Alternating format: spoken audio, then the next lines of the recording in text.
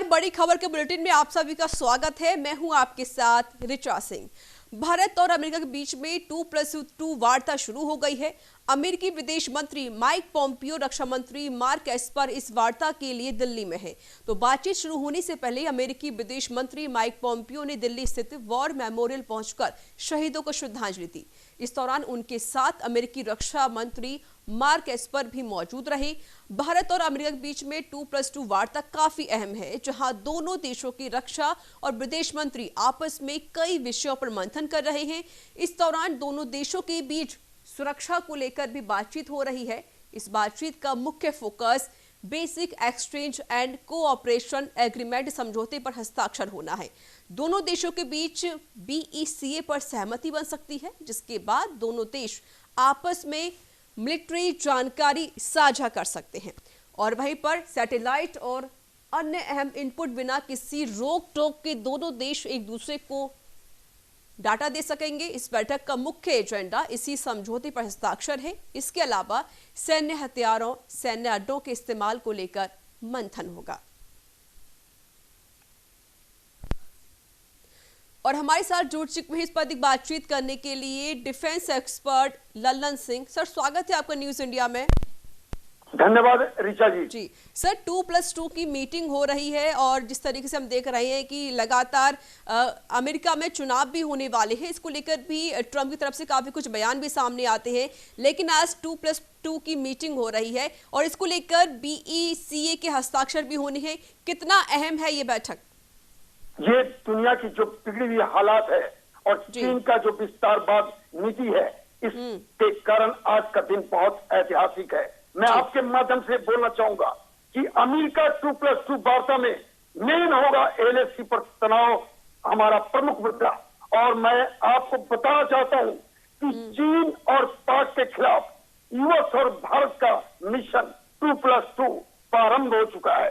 सरहद पर दुश्मन को बेदम करने की जो हमारी ऑपरेशन है, रक्षा और सैटेलाइट का समझौता के साथ ये आरंभ होना दिल्ली में एक दुनिया के लिए मायने रखता है। मैं आपको बताना चाहता हूं कि चीन LAC पे जो सैनिक दबाव लगातार बना रहा है, उसको खत्म और उसके ऊपर दबाव बनाने का ये आज का दिन बहुत बड़ा ऐतिहासिक होगा। और जैसा आपने भी बताया कि रक्षा और सैटेलाइट पे जो समझौता होगा, उसके लिए एक संयुक्त बयान भी दिए जाएंगे। मैं मान के चलता हूं जब सैटेलाइट और हमारी जो डेटा हमें मिलेगी तो हम चीन को इस तरह की हालत बना देंगे जैसे उसको भागने की भी नौबत नहीं हो। सबसे बड़ी बात है कि अमेरिका के राष्ट्रपति चुनाव अभी हाल में होने वाले हैं और चीन और पाक अपनी हरकतों से बाज नहीं आ रहा। लगता है कि आज के जो इस बातचीत का जो कल संयुक्त समझौता का जो बयान आएगा, वो इतनी ताकतवर होगी कि हम सैन्य दृष्टि से और विदेश और कूटनीतिक स्थिति से बहुत ही अपने को काबिल महसूस करेंगे और दुनिया में हम एक ताकतवर तौर पे उभरेंगे। जी, लेकिन सर BECA के हस्ताक्षर होने हैं, ये भारत के लिए कितना अहम साबित हो सकते हैं?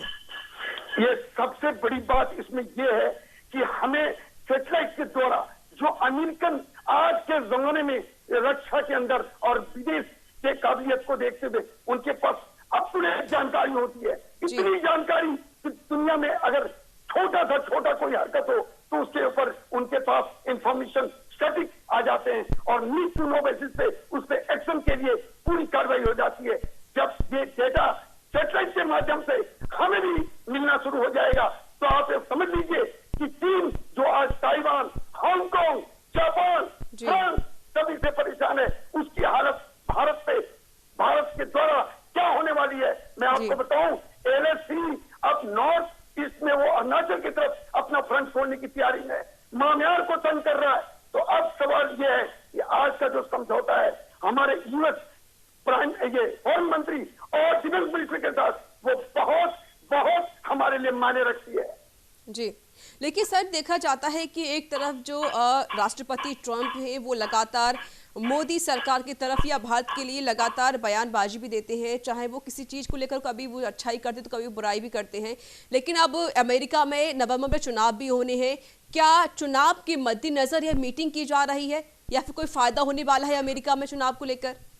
देखिए, के जमाने में राजनीति और सत्ता एक जरूर समीकरण वाला आजकल बनाए जाते हैं, लेकिन दुनिया के अंदर अमेरिका एक बहुत शक्तिशाली और बहुत उनकी अपनी एक आर्थिक मजबूती है। अब हमारा जो भारत है वो भी दुनिया के अंदर 7वां क्षेत्रफल के हिसाब से और आबादी के हिसाब से दूसरे स्थान वाला देश है, तो हमारी वो अहमियत को समझता है। ठीक है, उनका इलेक्शन जरूर है, और ये भी मान के चलता हूँ कि उनके जो विदेश मंत्री और रक्षा मंत्री हैं वो लगातार चीन के ऊपर तड़क रहते हैं, उनको गुस्सा हमेशा बयानों से जाहिर होता है।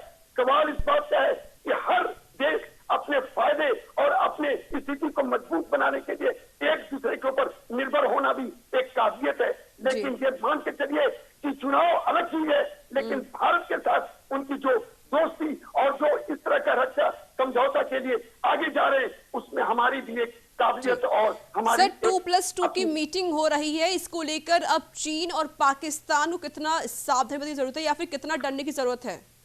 एकदम चीन और पाकिस्तान में हलचल मच चुका है।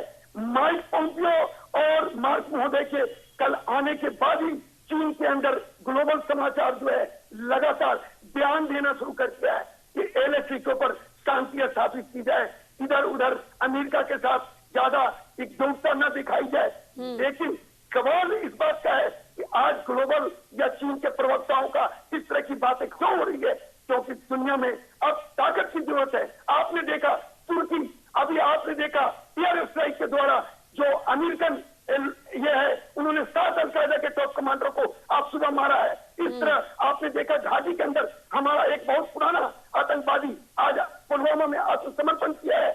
लगातार पाकिस्तान और चीन दबाव में है, और आज का जो ये समझौता होगा और कल जब संयुक्त बयान आएंगे तो मैं मान के चलता हूँ हमारा रक्षा और दुनिया के अंदर अपनी ताकत का एहसास सभी देशों को होगा, चाहे वो तुर्की हो, मलेशिया हो, पाकिस्तान हो, चीन हो, पूरी दुनिया हमारे साथ है।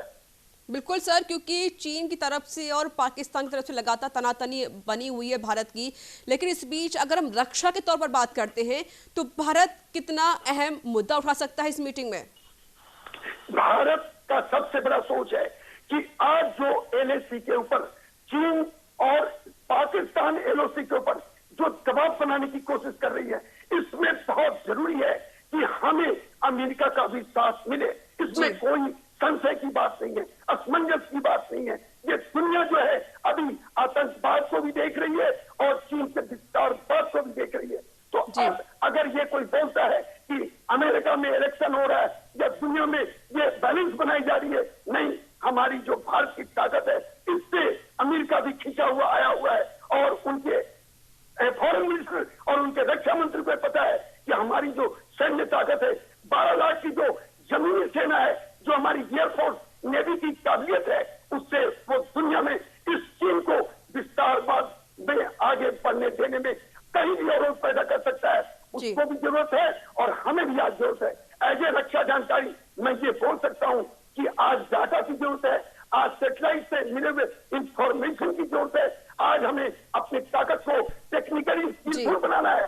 तो चीन और भारत और अमेरिका को बेहतर ढंग से अपनी स्थिति को मजबूत करने के लिए ये सभी बातों पे बातचीत करनी जरूरी है। बिल्कुल सर, बहुत बहुत शुक्रिया हमसे बातचीत करने के लिए, अपनी बात को साझा करने के लिए। धन्यवाद।